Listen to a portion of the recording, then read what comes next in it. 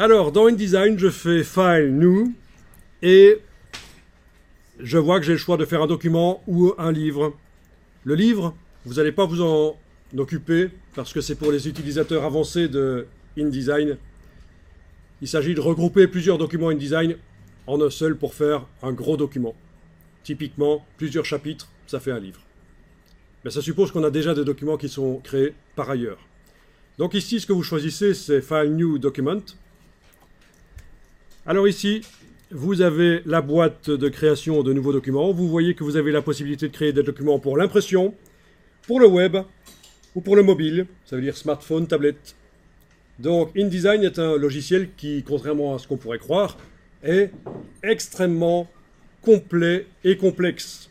On peut faire énormément avec InDesign. Il faut minimum 3 ans en s'y mettant à fond pour le connaître. Ceux qui ont vu InDesign dans l'enseignement secondaire sont en train de se dire « Mais qu'est-ce qu'il raconte cet idiot ?» En 10 heures, InDesign, on apprend. Mais non, parce que vous avez vu que la surface de l'iceberg, c'est monstrueux comme logiciel. Nous, on va faire ici un document pour le print, mais accessoirement, si c'est un document A4 vertical, horizontal, je veux dire A4 horizontal, A4 landscape, ben, il pourra aussi servir facilement pour être vu sur un écran d'ordinateur. Il suffira d'exporter en PDF. Donc, print, c'est bon. Facing pages, vous décochez. Ça veut dire qu'on ne fait pas un document recto-verso. On va avoir un document seulement recto. Ça va être plus simple. Orientation, landscape. Le nombre de colonnes, pas besoin de changer ici. C'est pour les utilisateurs avancés de InDesign. C'est des colonnes guides. On n'y touche pas. Les marges, c'est des lignes grosses qui vont apparaître près du bord de la page pour indiquer qu'il ne faut pas mettre des choses trop importantes au-delà des marges. C'est juste indicatif. Elles sont à 12,7 mm, qui est la moitié de un pouce anglais. Ben oui. D'où cette mesure bizarre. 12,7. C'est un demi-pouce. Voilà, ici, il n'y a pas grand-chose à régler. Donc, décocher Facing Pages, mettre en landscape à 4 et cliquer sur OK. Et voilà, vous avez votre document A4 avec les marges. Alors, pour naviguer, c'est simple. Pour zoomer, Alt et jouer avec la roulette. Quand vous êtes en zoom avant comme ça, voire même ça marche aussi en zoom arrière, la barre d'espacement sur le clavier vous permet de bouger avec la souris, vous cliquez, vous bougez, quand vous avez la barre d'espacement enfoncée. On verra que quand on travaille dans du texte, on va utiliser un autre raccourci parce que la barre d'espacement, elle a un gros défaut, elle fait des espaces quand on travaille dans le texte. Donc ce sera un autre raccourci.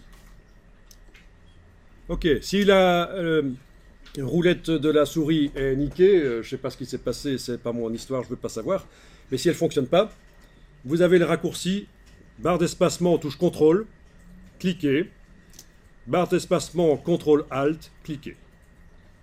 Peut-être que barre d'espacement ALT sur le PC, ça marche aussi. Non? Barre d'espacement CTRL ALT pour avoir la loupe négative, barre d'espacement CTRL et on clique pour avoir la loupe positive. Et donc, c'est le raccourci de ces choses-là que seuls les débutants vont utiliser. On utilise les raccourcis. La palette des outils chez moi est en 2 colonnes. Je viens de la remettre en 1 colonne pour montrer comment vous l'avez chez vous actuellement. D'accord? Vous cliquez à cet endroit-ci pour la mettre en 2 colonnes, ce sera plus simple pour la suite. Cliquez 1 fois, 2 fois, et elle est en 2 colonnes. Si vous l'avez fermée par erreur, menu Window, Tools. Menu Window Tools, et ça revient. J'ai pas de palette sur la droite, vous en avez, c'est pas grave. De toute façon, on va aller les chercher dans le menu Window, au fur et à mesure. J'ai fait disparaître mes palettes de droite avec majuscule tabulation. Ça fonctionne comme ça dans tous les logiciels Adobe. Ça permet de gagner de la place sur l'écran quand on travaille, majuscule tabulation.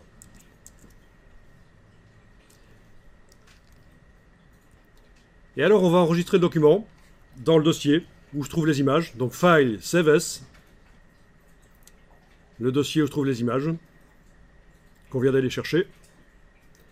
Et je vais l'appeler, par exemple, premier doc. On ne va pas faire un nom très long, sinon par la suite dans les menus ça va nous ennuyer. Et en tout cas, je vais mettre un incrément. C'est-à-dire que à la fin du nom, je mets -01. Pourquoi? Parce que régulièrement, je vais enregistrer sous un nom différent. Pourquoi? Parce que si on travaille pendant plusieurs heures, plusieurs jours sur le même document, et qu'on enregistre régulièrement, à un certain moment, il devient corrompu. Un document InDesign, c'est un document extrêmement complexe. C'est toute une structure XML, et s'il y a une couille qui rentre dans le gâteau, il est illisible. Donc, régulièrement, je vais régénérer la structure XML en enregistrant sous un autre nom. J'enregistrerai sous 02, 03, etc. Mais là, je commence par 01. Autre avantage d'avoir plusieurs documents qui restent sur le disque dur, si je fais une erreur créative sur mon document et qui en plus il me prend la mauvaise idée d'enregistrer cette erreur, j'aurai au moins les documents précédents qui seront là sur le disque dur pour me sauver et pour ne pas tout perdre. Ce qui n'empêche pas de faire des backups régulièrement sur des systèmes externes, cloud, disque dur externe, d'une manière ou d'une autre évidemment. Méfiez-vous, les ordinateurs, les disques durs plantent au moment des examens. Parce que c'est le moment où ils sont le plus utilisés et ça surchauffe. Et en plus, il se trouve que les examens, surtout ceux de juin, arrivent à un moment où il fait chaud. Donc vous avez la chaleur de l'ordinateur qui super carbure parce que vous n'avez rien foutu pendant l'année et que vous y prenez la veille. Et en plus, il fait chaud. Et donc, on s'étonne que les disques durs fondent et crachent. Donc, faites des backups. Faites des backups. Il y a des étudiants qui ont tout perdu et qui ont dû tout recommencer pour la session d'après. C'est normal. On ne peut pas s'amener à un examen en disant « Monsieur, j'ai tout perdu, mon disque dur a craché. Qu'est-ce qu'on fait ?» On ne va pas lui donner des points sur l'affirmation qu'il a tout perdu. Bon, alors, j'enregistre. Et je vais aller voir dans le dossier. Qu'est-ce que j'ai? Dans le dossier, j'ai un document, mon document que je viens d'enregistrer. Et alors, vous avez aussi un IDLK, qui est un fichier temporaire qui va toujours apparaître quand votre document InDesign est ouvert dans InDesign. N'essayez pas de le supprimer, ne vous en occupez pas. Laissez-le là, il disparaîtra tout seul.